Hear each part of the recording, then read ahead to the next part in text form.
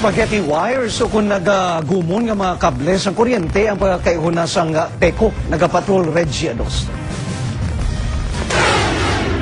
Nagpangayo na sang bulig ang Iloilo Cultural Heritage Foundation Incorporated sa Panay Electric Company angot ini sa mga kable sang kuryente nga nangin sablag sa restoration nga ginahimo karon sa mga dumaan nga mga edipisyo diri sa syudad. Amat-amat na nga makita ang mga disenyo sa mga building, apang sablag naman sa mga mata ang ginatawag nila nga mga spaghetti wires.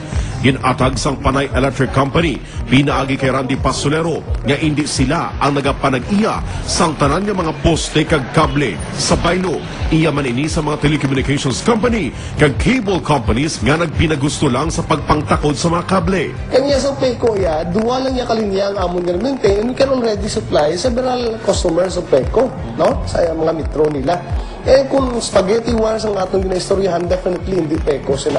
But although we are willing to help and willing kami nga work together with the telcos as what I've mentioned, nag-meeting kami dire, para ma-address nila. No? Base sa kasugtanan sang PECO kag sa mga telecommunications company, sa tiyon nga may bag-o nga mga poste, mahimo na sila nga makaangot diri. Yes. Naon na pangayo namon sa mga telecom companies is for them to send their teams during the replacement or for those poles na na-replace na namon, such that nga makuha ang attachment nila sa daan na poste.